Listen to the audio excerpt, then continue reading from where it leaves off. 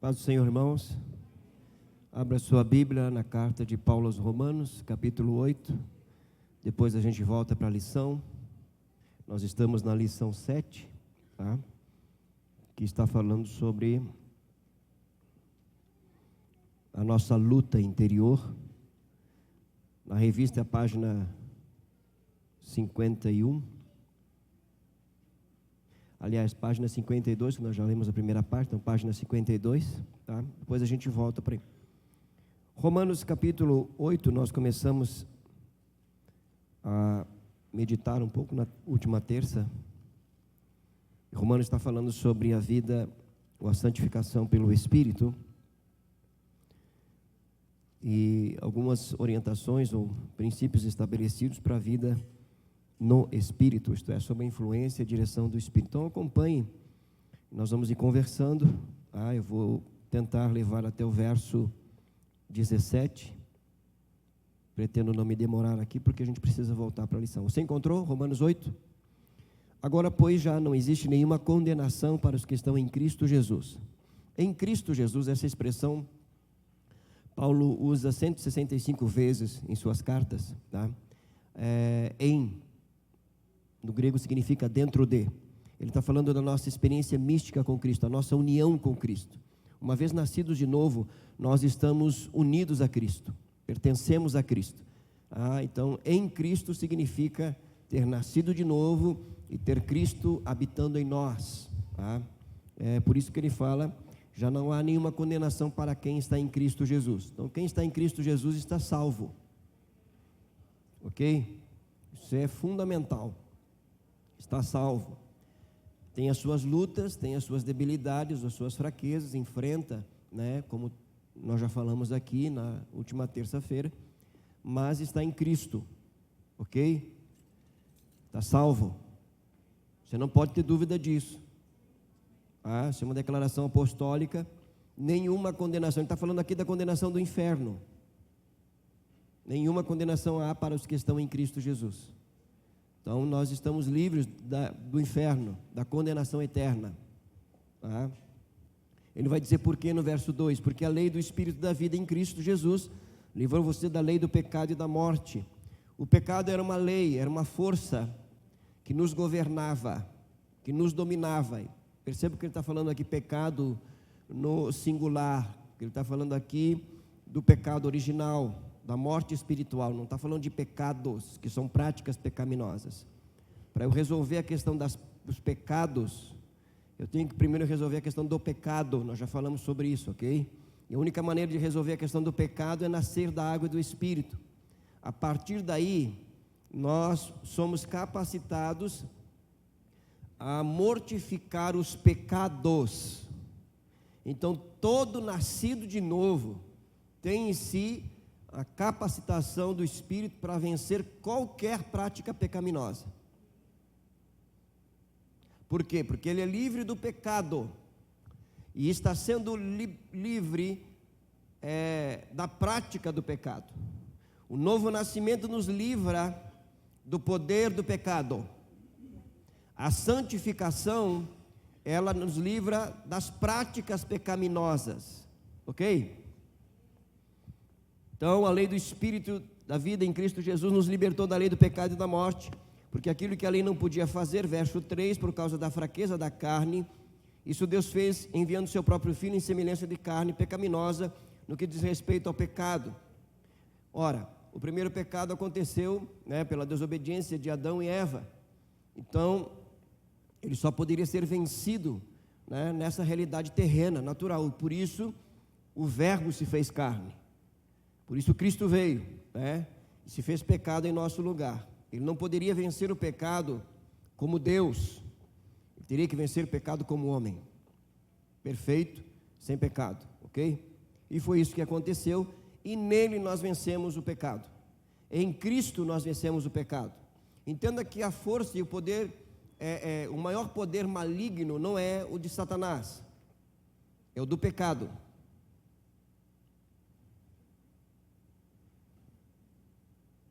O maior poder maligno não é do diabo. O diabo você resiste, ele foge. Para você vencer o pecado, você tem que nascer de novo. Agora entenda o seguinte, e aí nós podemos falar aqui de maneira clara, né? A legalidade para uma ação maligna, o viés ou a porta pela qual a ação maligna pode entrar uma influência na vida de um cristão é o pecado, ok? Porque por detrás de toda obra pecaminosa não está somente os desejos da carne, mas uma ação maligna também. Essas coisas trabalham juntas, ok? Então nenhum nem outro, elas trabalham juntas. Os irmãos entenderam ou não? Então vamos avançar. Verso 4, a fim de que a exigência da lei se cumprisse em nós, que não vivemos segundo a carne, mas segundo o Espírito. Por que vivemos segundo o Espírito? Porque o Espírito agora habita em nós. Aí ele vai dizer o seguinte, verso 5, os que vivem segundo a carne se inclinam para as coisas da carne, mas os que vivem segundo o Espírito se inclinam para as coisas do Espírito. Pois a inclinação da carne é morte, mas a do Espírito é vida e paz. Porque a inclinação da carne é inimizade contra Deus, pois não está sujeita à lei de Deus, nem mesmo pode estar. Portanto, os que estão na carne não podem agradar a Deus. Ele está fazendo um contraste aqui de quem está no Espírito e de quem está na carne. Estar na carne é uma condição de morte espiritual. Alguém que ainda não nasceu de novo, esse está na carne, ele vive, ele é governado pelos seus desejos, pelos seus impulsos, que logicamente estão sob o jugo do pecado, e por isso ele não se submete à lei divina, que é a palavra de Deus. Mas o que está no Espírito, isso nasceu da água e do Espírito, o Espírito habita nele, esse vai ser conduzido pelo Espírito. Agora percebam o que Paulo está dizendo aqui, ó. O Espírito habita em nós. Ele diz, aquele que se inclina para as coisas do Espírito. Então é uma resposta nossa aqui para continuarmos uma vida no Espírito. Nós não somos passivos nesse trabalho de santificação, isto é, eu tenho que esperar o Espírito me santificar, não. Eu tenho que me inclinar para as coisas do Espírito. A ideia de se inclinar aqui no original é se submeter, é se render. E isso requer um ato da vontade, do arbítrio, ok? Então eu tenho que constantemente estar rendido para o Espírito e para as coisas do Espírito. Quem mais eu alimentar é o que vai dominar. Se eu me inclinar para as coisas da carne, mesmo tendo o Espírito habitando em mim, é lógico que eu vou fortalecer as coisas da carne e a carne vai assumir um certo controle na minha vida, isso é lógico.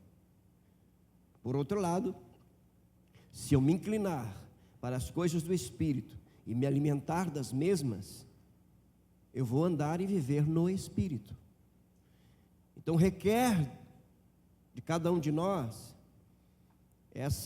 o uso correto do livre-arbítrio, uma atitude prática, prática, alimentar o Espírito, o nosso Espírito com as coisas do Espírito de Deus, porque agora o nosso Espírito foi vivificado, ele estava morto, agora ele foi vivificado, o Espírito do Santo veio habitar em nós, ele vivificou o nosso Espírito, nos colocou em comunhão direta com o Pai, na verdade em comunhão direta com o Trino Deus, nosso Espírito está em comunhão direta, e essa comunhão precisa ser experienciada, vivenciada no dia a dia. Então, coisas que alimentam a carne, não necessariamente coisas pecaminosas, vão potencializar a carne. Coisas que alimentam o Espírito, logicamente, que vão potencializar a vida no Espírito, ok? E aí é uma decisão nossa, uma escolha nossa. Eu me inclino, eu decido, pois a inclinação da carne é morte, mas a do Espírito é vida e paz. Verso 7, porque a inclinação da carne é inimizade contra Deus, pois não está sujeita à lei de Deus, nem mesmo pode estar. Portanto, os que estão na carne não podem agradar a Deus. Então, o nascido de novo, ele em sua posição em Cristo, ele não está na carne, ele está no Espírito, porque o Espírito habita nele. Agora ele precisa trazer essa realidade, porque essa realidade ela é subjetiva, ela é interior. ela precisa se tornar objetiva, exteriorizar essa realidade. O Espírito de Deus habita em mim, preciso viver essa realidade no meu dia a dia, tá? Pensamentos, sentimentos, emoções, palavras, ações, reações, ok? Está dando para acompanhar aí? Então vamos lá. Verso 9: vocês, porém, não estão na carne, mas no Espírito, se de fato o Espírito de Deus habita em vocês. Agora olha só, e se alguém não tem o Espírito de Cristo, que é o Espírito Santo, esse tal não é dele. Então entenda uma coisa: nem todos os que estão na igreja estão em Cristo. Porque para estar em Cristo tem que passar pelo novo nascimento. Nem todos passaram pelo novo nascimento. Passaram pelo batismo nas águas, se tornaram membros da igreja, mas não nasceram de novo. Eles não estão em Cristo. E uma vez que o Espírito de Deus não habita neles, eles não são de Cristo. Eles podem ter, digamos assim, uma prática externa, né, de imitação do que é ser cristão. Mas o que nos define como cristão é o novo nascimento, a presença do Espírito de Deus em nós.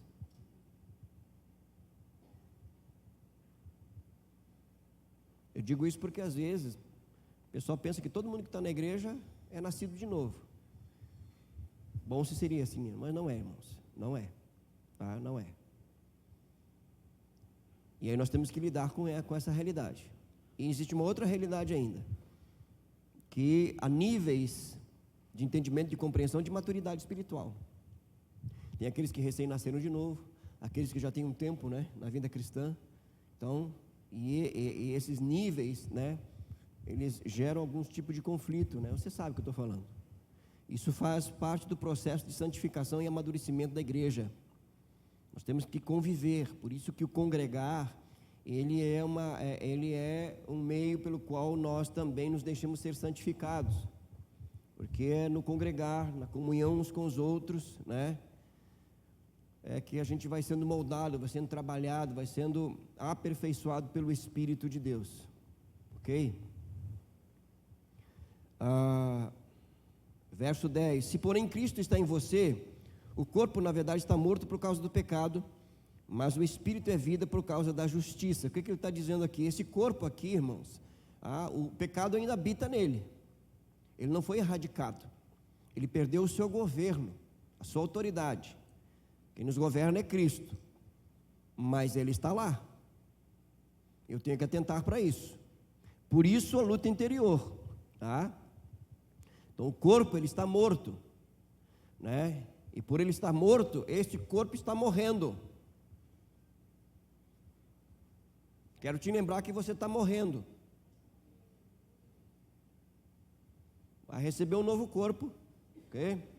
Mas até lá, enquanto esse corpo está morrendo, o nosso espírito é vivificado. É o que Paulo diz aqui, tá? Verso 11, olha só: se em vocês habita o Espírito daquele que ressuscitou Jesus dentre os mortos, esse mesmo que ressuscitou Cristo dentre os mortos, vivificará também o corpo mortal de vocês, por meio do seu Espírito que habita em vocês. Aqui há dois sentidos de vivificar o corpo. O primeiro é que o Espírito que habita em nós podemos pedir para que ele fortaleça o nosso corpo físico, porque era o Espírito de vida que ressuscitou Jesus Cristo dentro dos mortos. Agora imagina, se ele levantou Jesus Cristo dentro dos mortos com o corpo glorificado, o que Paulo está dizendo? Que ele está aí habitando em nós para vivificar o nosso corpo, nos fortalecer. De repente, uma segunda-feira dessas aí da vida, você acorda cansado, sobrecarregado. Você pode fazer: Espírito, vivifica o meu corpo, tá no caco, tá, né? Fortalece esse corpinho. Só um pouquinho aí, levanta a mão para pegar o microfone para todos ouvirem. Não? A outra questão é vivificar tá? Nós receberemos um novo corpo, corpo glorificado, tá? Receberemos esse novo corpo, o mesmo corpo que Jesus ressuscitou, tá? Onde o pecado, a morte, a doença não terá poder sobre ele, ok? Essa é a ideia de vivificar, esses dois princípios aqui. Verso 12: assim, pois, irmãos, somos devedores não à carne, como se estivéssemos obrigados a viver segundo a carne. Porque se vocês viverem segundo a carne, atenção aqui, caminharão para a morte. A morte aqui é morte espiritual, tá? Ela também é morte física, mas é principalmente a morte espiritual. Ele está falando para a igreja aqui, não está falando para pecador aqui, tá? Ele está falando para a gente que nasceu de novo, que é habitado pelo Espírito. E ele está dizendo o seguinte, ó: se vocês viverem segundo a carne, mesmo tendo o Espírito habitando em vocês, vocês vão caminhar para a morte. Mas, se pelo Espírito mortificarem os feitos do corpo, certamente viverão. Aqui entra o nosso embate, a nossa luta, tá? Mortificar os feitos do corpo pelo Espírito. Nós dependemos totalmente do Espírito de Deus para a nossa santificação. Mesmo o Espírito habitando em nós, nós não vencemos as obras da carne, tá? Os desejos carnais, as tentações, senão pelo poder do Espírito. E aqui mortificar pelo Espírito, tá? É entender que o Espírito opera em nós essa santificação através da sua palavra, através do relacionamento com Deus, através do relacionamento com os irmãos, né? A obediência aos princípios estabelecidos por Deus e coisas específicas que o Espírito ministra a cada um de nós à medida que nós vamos crescendo e amadurecendo na vida cristã. Já falei aqui que às vezes o Espírito de Deus nos pede algo para deixar de fazer, né? Mas isso é uma questão pessoal. Então, seguir essa direção e essa orientação do Espírito faz parte desse processo de santificação. E por isso Paulo está dizendo aqui que ou nós caminhamos para a morte, né? Mesmo tendo o Espírito habitando em nós, vivendo a realidade da carne, ou nós somos vivificados e fortalecidos, mortificando os feitos do corpo pelo Espírito. E olha só, a nossa tendência, né, é nos ocuparmos em demasia com as nossas fraquezas, né, com práticas pecaminosas que estão fazendo guerra, né, na nossa alma, como diz o apóstolo Pedro. E aí a gente foca naqueles pecados ali e acha que só aquilo ali é pecado. Existem outros pecados. Então o que Paulo está dizendo aqui? Nós temos que mortificar todos os pecados, porque um pecado chama outro. Eu posso ter, por exemplo, uma fraqueza no meu temperamento, né? Por exemplo, lá ira, e aí eu luto com isso, luto e foco só nisso, e eu me esqueço que outros pecados também precisam ser mortificados, porque esses outros pecados, se eu praticar, eles vão potencializar a minha ira. Você está entendendo ou não? Então, tudo que é pecado, que a Bíblia declara que é pecado, que desagrada a Deus, eu tenho que mortificar. O que é mortificar? Tirar a sua força de ação, deixar de alimentar, deixar de cultivar. Tudo que nós focamos cresce. Então eu tenho que tirar o foco.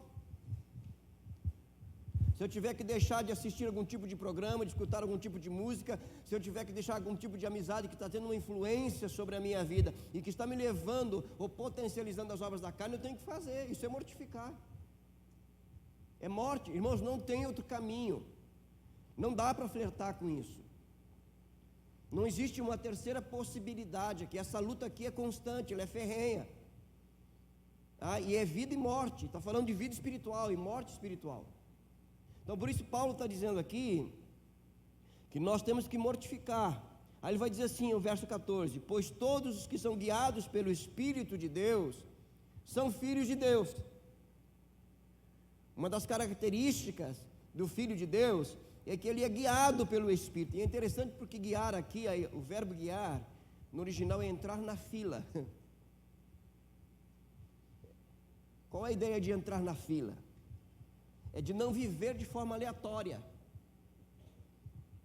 Tem uma direção, um caminho a ser trilhado, alguém a ser seguido. Isso é entrar na fila. Isso é ser guiado pelo Espírito. Não é ir para onde todo mundo vai. Não, eu não sou todo mundo. Eu sou filho de Deus. Isso é andar no Espírito. Então o preço aqui é alto, irmãos. Requer de nós, senão não vai avançar, não vai crescer. Entendeu? Vai estar, tem 30 anos de batizado, está com as mesmas lutas de sempre.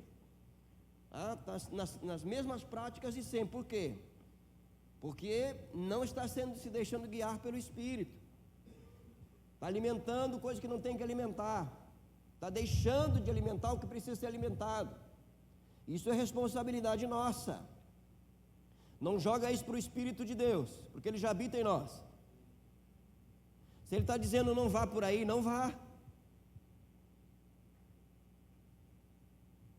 Se Ele está dizendo assim, ó, não fale sobre esse assunto, não fale. Porque a conversa alimenta os sentimentos potencializam a vontade nos impulsiona para a prática. Você está entendendo ou não? Vida no Espírito. Então nós somos filhos de Deus. Aí diz o texto assim,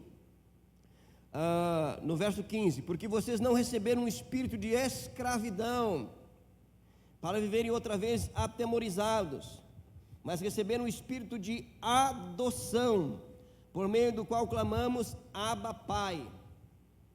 Olha o que ele está falando aqui. À medida que nós estamos nessa luta, nessa batalha de espírito contra a carne, carne contra o espírito, uma das coisas que sobe ao nosso coração é a dúvida em relação de Deus ser o nosso Pai e nós sermos filhos de Deus. Você já ouviu um pensamento assim, ó, logo em seguida que você pecou, quebrou um princípio, você já ouviu um pensamento assim, olha só, e diz que é filho de Deus. Você tem certeza que esse é filho de Deus mesmo? Você já ouviu assim ou foi só eu que já estou ficando doido? Aí entra o temor, medo. Aí eu me aproximo de Deus com medo, porque eu me esqueço de que Ele é o meu Pai, mesmo que eu tenha errado. Ele não deixou de ser meu Pai. O filho pródigo deixou de ser filho? O pai dele deixou de ser pai? Porque ali a parábola ali não é do filho, a parábola é do pai. E o pai ali representa Deus. O pai tinha tanta certeza que ele ia voltar, que o texto diz assim, ó: trazei-me o novilho cevado. Não é Por que está definindo. Ele estava sendo preparado para a festa do dia que o filho voltasse para casa em arrependimento. Que é filho. Então nós somos filhos.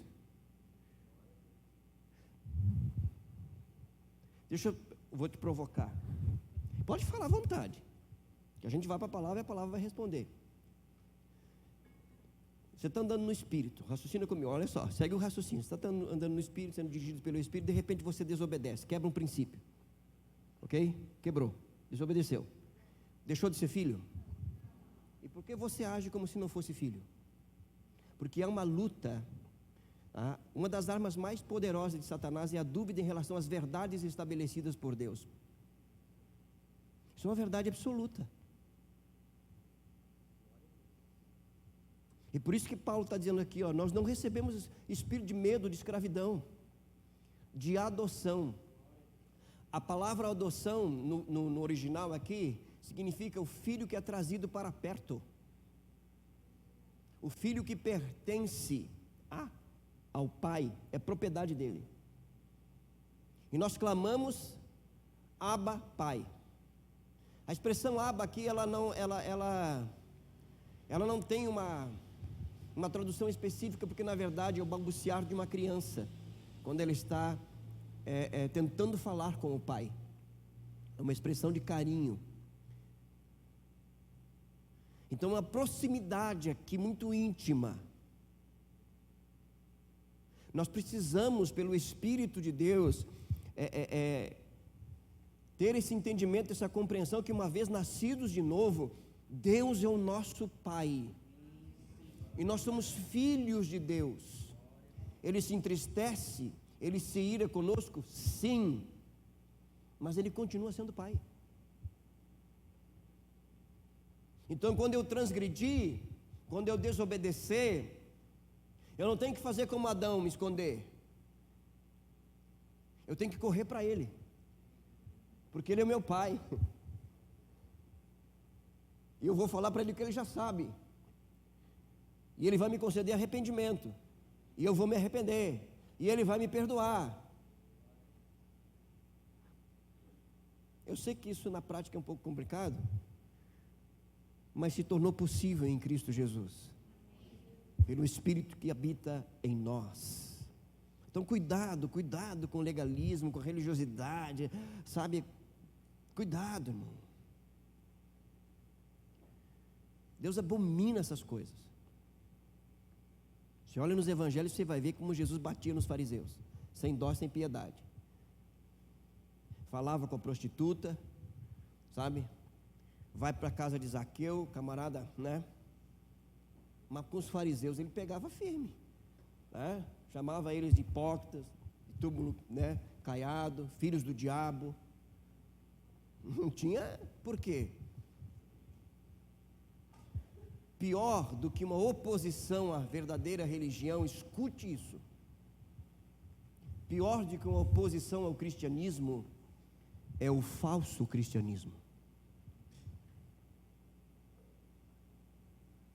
Então cuidado, peça graça, peça entendimento, compreensão, porque o Espírito de Deus, Ele não nos acusa, Ele nos convence. Quem acusa é o diabo e os seus. O Espírito nos convence. Deus não nos pune, Ele nos disciplina.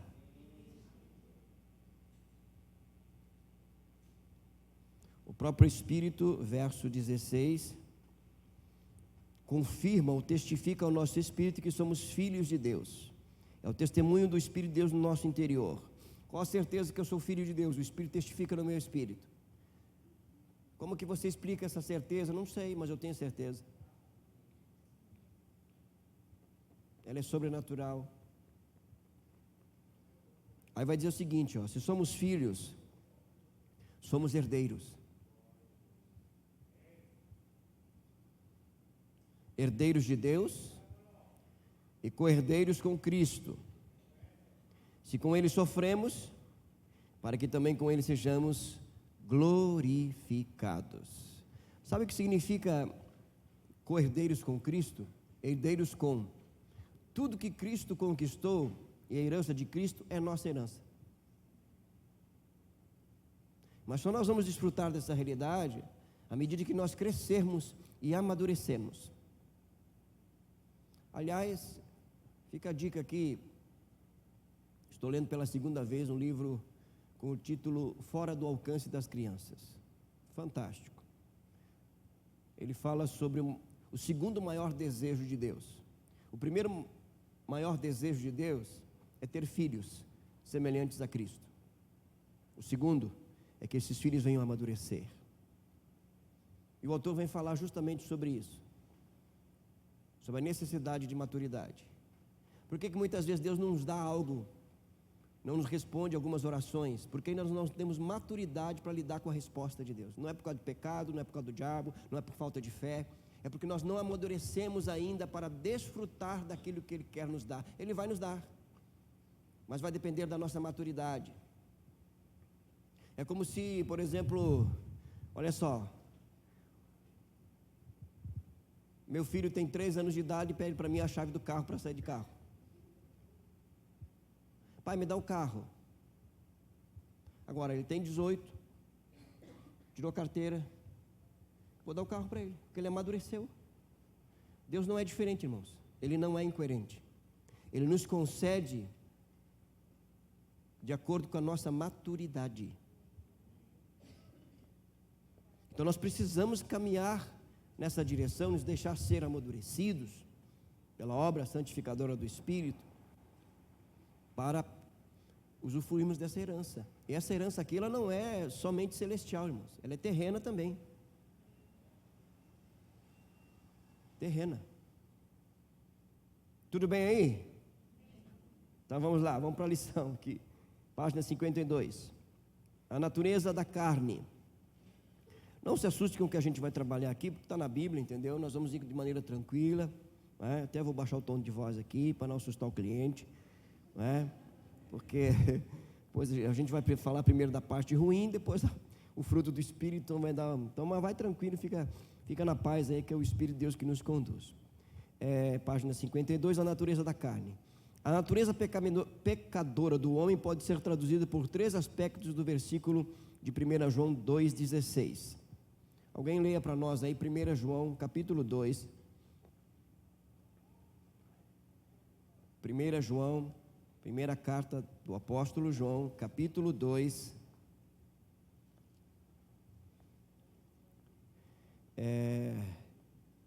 Verso 15 a 17.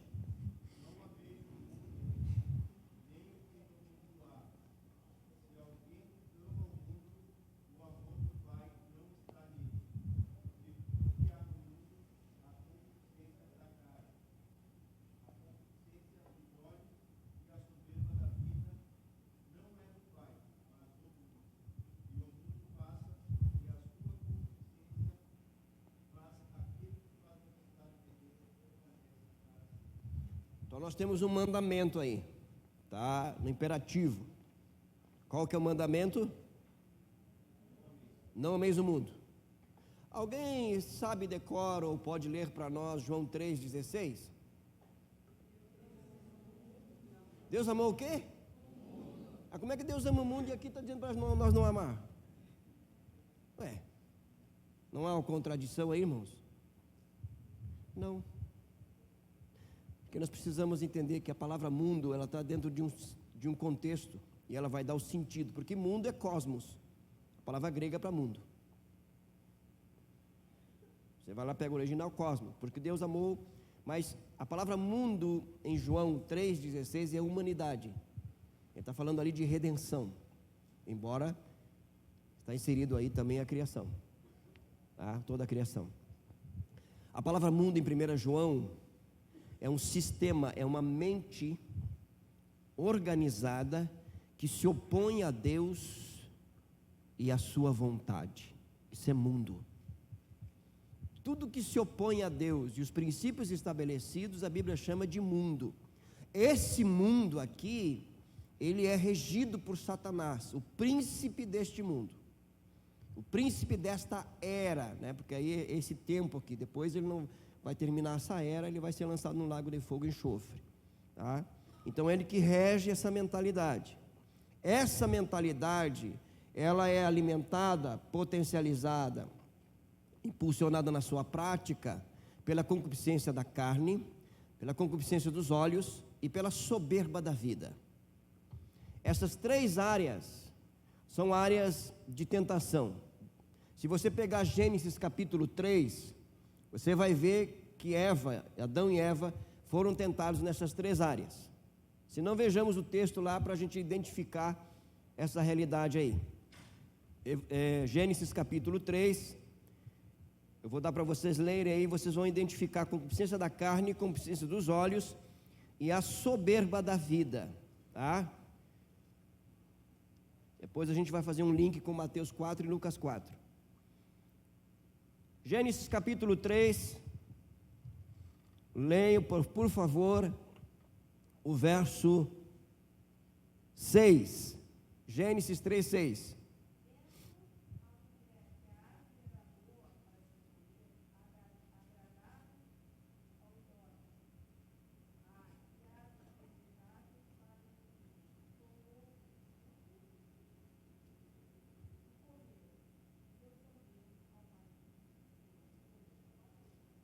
Adão é brincadeira, né, meu?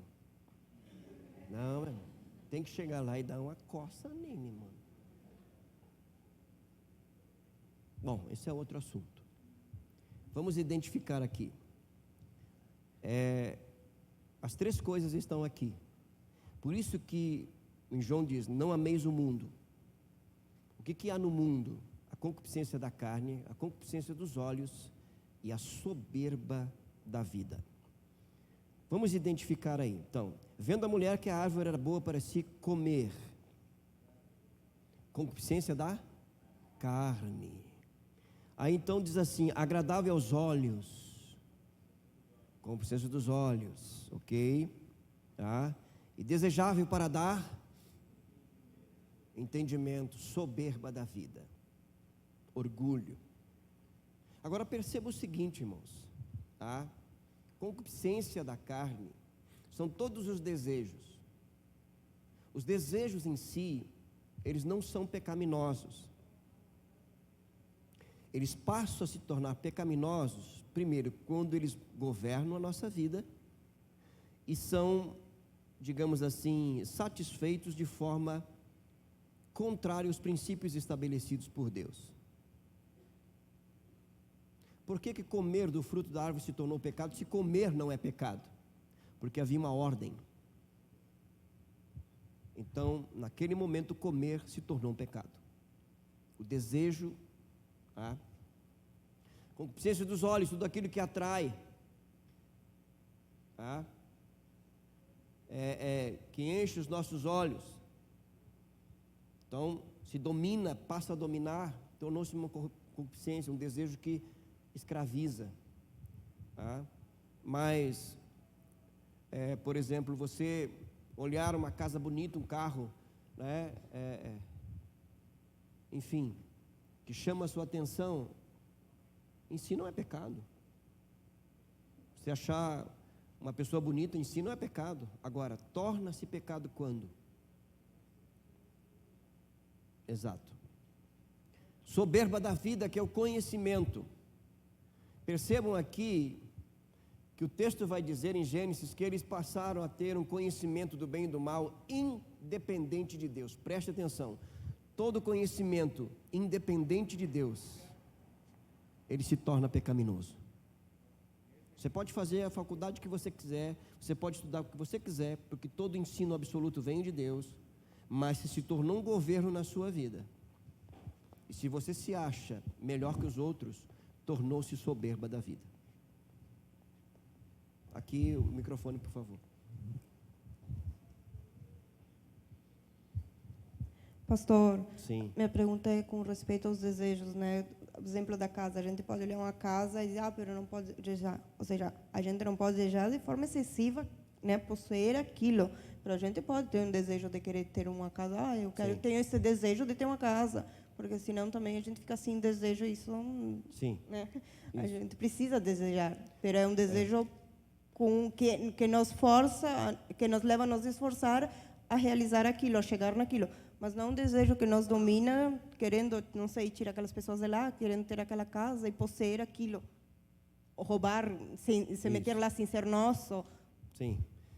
O desejo, quando ele se torna uma concupiscência, tá? Que é o sinônimo de cobiça, tá? Que é um desejo forte, dominador, escravizador, tornou-se pecado. Ok? Então vamos lá. Pois não, o microfone aqui para quem levantou a mão. Aqui. Só espera um pouquinho. Vá abrindo aí a sua Bíblia no Evangelho de Mateus, capítulo 4, por favor. Aqui, Nairiane. Isso. Pastor, só se o senhor pode dar um exemplo sobre essa questão da soberba da vida, quando é que o conhecimento passa a ser pecado? Ok. Quando eu... Por exemplo, quando eu adquiro o conhecimento, e esse conhecimento, seja de que for, me afasta de Deus, tira o lugar de Deus na minha vida, tornou-se pecado. Quando eu adquirir esse conhecimento, me leva a ter uma postura e um comportamento que eu me veja e me ache superior aos outros, porque eu adquiri um conhecimento. Eu fiz uma faculdade, você não. Eu tenho um doutorado, você não. Entendeu? Então, tornou-se, e quando esse conhecimento, ele se torna o centro da minha vida, eu creio nele, eu me guio por ele, ao invés de me guiar pela palavra de Deus. Tanto é verdade que nós temos teólogos aí que não são cristãos, são teólogos. Esse livro aqui, ó, é de um exegeta. Eu vou trabalhar o significado das palavras no grego. Ele não é cristão. Então não é o conhecimento em si, é a minha atitude em relação ao conhecimento. Por exemplo, a gente ouve, por exemplo, de John Wesley. John Wesley dizia o seguinte: eu sou um homem de um livro só. O que ele queria dizer com isso? O cara era filósofo, ele era doutor, porque ele estudou medicina, escreveu vários livros de medicina, vários livros sobre filosofia, entendeu? Tinha um vasto conhecimento do grego, do hebraico, do aramaico, daquela língua lá que fala lá em Roma, lá do latim, dentre outras formações. Mas ele era um homem de um livro só. A maioria dos teólogos cristãos, verdadeiros, genuínos, eles tinham várias formações. Até porque, antes do iluminismo, ou até o iluminismo, a teologia era a mãe das ciências. Você quer ser psicólogo, filósofo, vai estudar teologia. A partir do iluminismo, onde o conhecimento e a mente passou a ser o centro e a resposta de tudo, as ciências humanas passaram a ser a mãe de todas as ciências, e a teologia ficou no mundo das trevas. Isso é história, irmãos. Então não tem problema nenhum de você ter formação qualquer que seja. Aliás, aqui entra, e nós estamos aí, devemos continuar orando pelas escolas e pela faculdade. Não é a escola e a faculdade que desvia o crente. É a sua vida cristã superficial. É um ambiente difícil? Lógico que é. É um ambiente desafiador? Lógico que é. Mas você quer ambiente mais desafiador e difícil de viver a vida no espírito que habitar num corpo onde eu habito o pecado?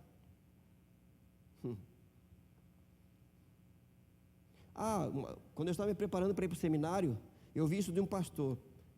Seminário desvia. Seminário esfria.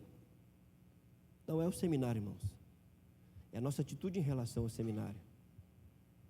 Dos 5 colegas que eu tive, que eu fiz o 3º e 4º ano para fazer o complemento no seminário, lá no nosso seminário em São Paulo, dos 5 colegas que eu tive, só um está no ministério e na vida cristã, os outros se perderam. O seminário? Não. O conhecimento? Não. É a atitude, irmãos, é a disposição do coração. Está claro no texto de Gênesis aí, que não é necessariamente a fruta ou a questão do conhecimento, mas a desobediência é um princípio estabelecido por Deus. Então, concupiscência da carne, concupiscência dos olhos, soberba da vida,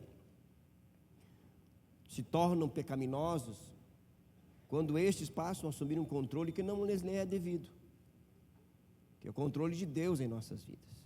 Nosso tempo já terminou? Não? Oh, aleluia!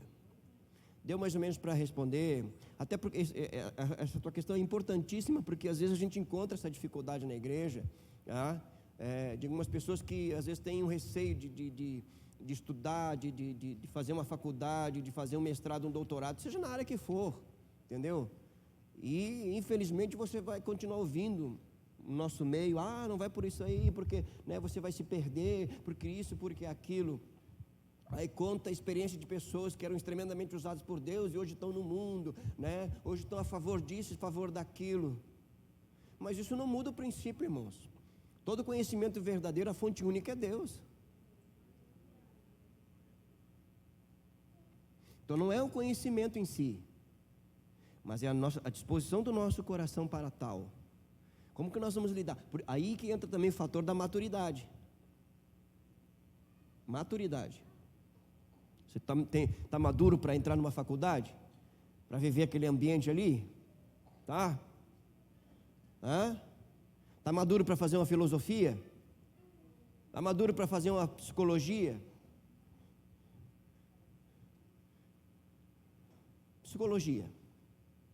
280 linhas de pensamento, todas elas uma contra a outra, nenhuma se unifica.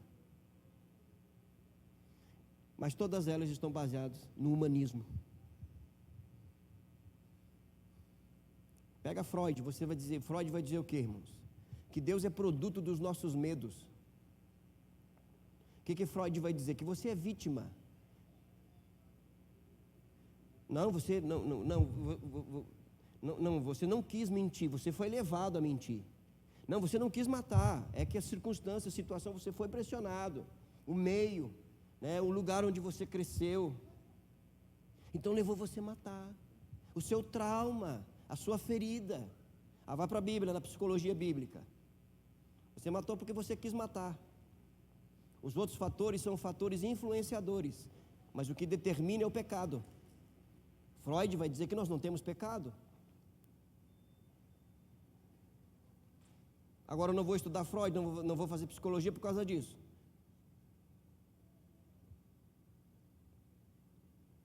Vai estudar biologia. Estou desenhando aí ou não? Então não é em si, irmãos, é a questão de maturidade. Aí Paulo vai dizer assim, ó, que a gente tem que reter o que é bom. Mas não tem nada de bom, então não retém nada, irmão. Faz, estuda, passa, pega o título e vai embora. Entendeu? Mas não deixa de estudar, não deixa de crescer. Se a porta se abriu, faça isso debaixo da direção e da orientação de Deus. Está rendendo esse negócio aqui só pela fisionomia de vocês. O microfone aqui, por favor, faça favor.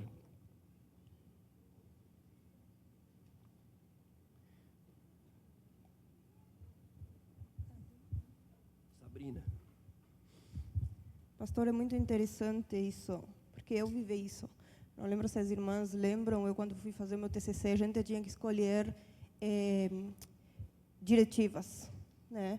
A universidade que eu fiz foi licenciatura em Educação Física, Reage o Corpo, né? Tudo isso dos feminismo, dos eles, dos ejes, do não sei o quê. E eu, nessas aulas, minha cara já era outra, né?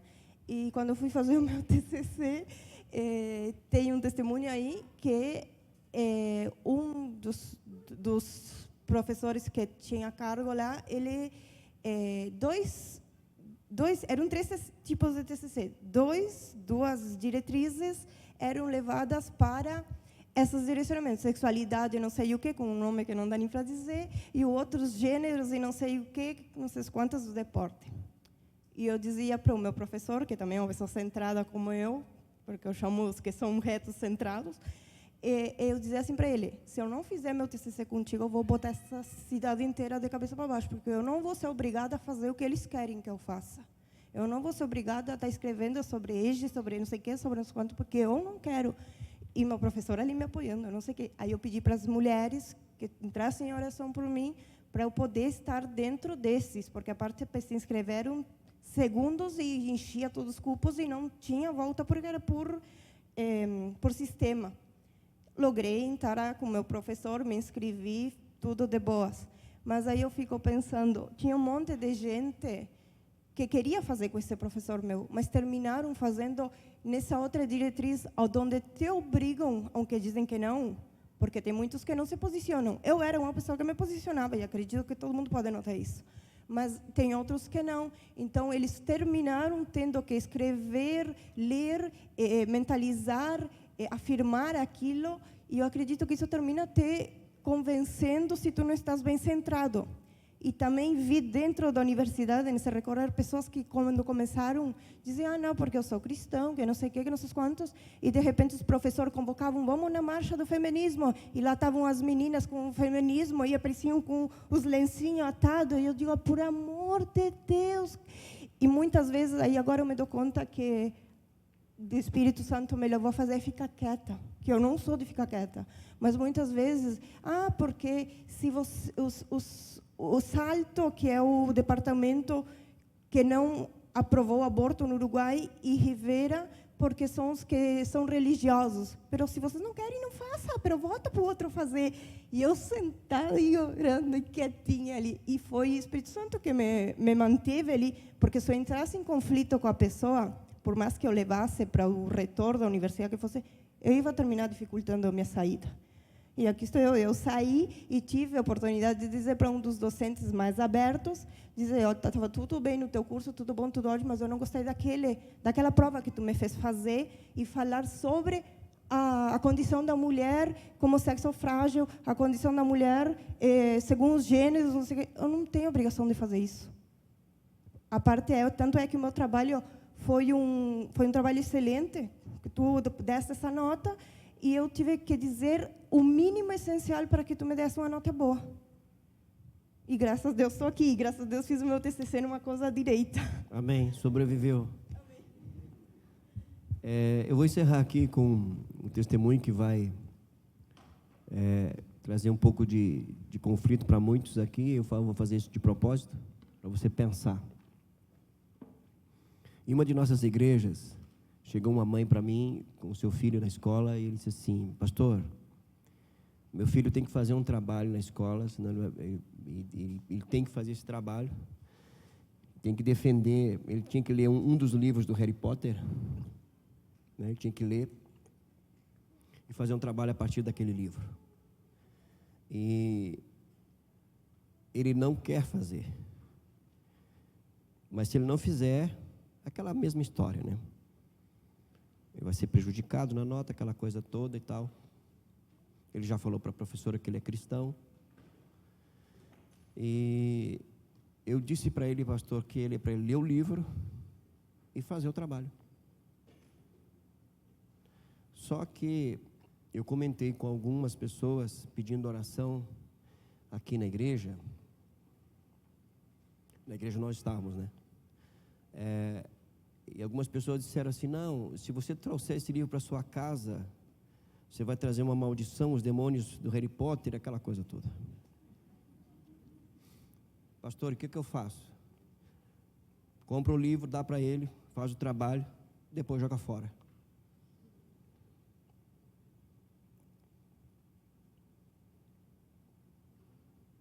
Pastor, mas é satanismo, não interessa. É um trabalho de sala de aula. Ele é satanista? Ele crê no diabo? Ele crê no diabo de maneira correta. Diabo é diabo para ele. Na mente dele, a irmã não ensinou, não instruiu. Pronto. Mas vai trazer maldição, vai trazer demônio. Quem disse isso? Onde isso está na Bíblia? Você está fazendo um trabalho. Faça o trabalho. Ele fez o trabalho, ele comprou o livro, leu o livro, fez o trabalho. E no final ele deu o testemunho dele para a sala toda. E não perdeu o sono, não ficou perturbado. Depois jogou o livro fora, pronto. Irmãos, se nós não crermos que de fato a nossa vida em Cristo é infinitamente superior à realidade desse mundo e o mundo das trevas, nós estamos no lugar errado. Nós estamos crendo de maneira errada.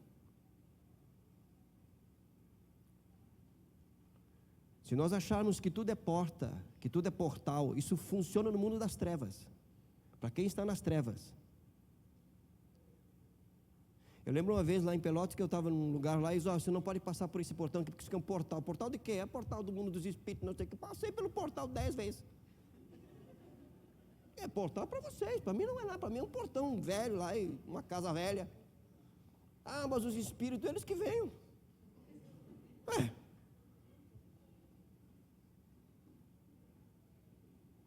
Você vive de acordo com o que você crê. E o que você crê aciona o sobrenatural, tanto do Espírito de Deus como do não Espírito de Deus. Você entendeu ou não? Eu não estou fazendo apologia aqui de que você tem que pegar todos os livros do Harry Potter e dar para o seu filho ler. Mas tem coisa que a gente deixa de fazer por um princípio errado, e nós perdemos a oportunidade de testemunhar para dizer, em só um fazer e obedecer, que maior é aquele que habita em nós do que aquele que está no mundo. Mas fique com o seu pensamento até que você seja convencido, não por mim, mas pelo Espírito de Deus e pela palavra do Senhor. Amém? Feche os seus olhos. Dê graças a Deus porque você é templo do Espírito. Dê graças a Deus porque o Espírito guia a sua vida. Espírito Santo, Consolador amado, Tu habitas em nós. E nós te damos graças por esta verdade. Continua ensinando-nos a interagirmos contigo em adoração, em louvor, em oração, leitura da Tua palavra. Nós estamos neste mundo que jaz do maligno e nos relacionamos com todo tipo de ideias, de preceitos, de valores que habitam nas mentes que estão longe de Ti. Nos dê graça, discernimento, sabedoria, autoridade e intrepidez. E que toda a nossa ação ao Espírito de Deus, em favor dos perdidos, seja feita em amor. Amor genuíno e verdadeiro, sob a luz da Tua palavra. E que o nosso viver na escola, na faculdade, no trabalho, pelas ruas dessa cidade, declare que maior és Tu que habita em nós do que aquele que habita no mundo. Assim nós oramos, agradecidos em Cristo Jesus. Amém. Deus abençoe a sua vida.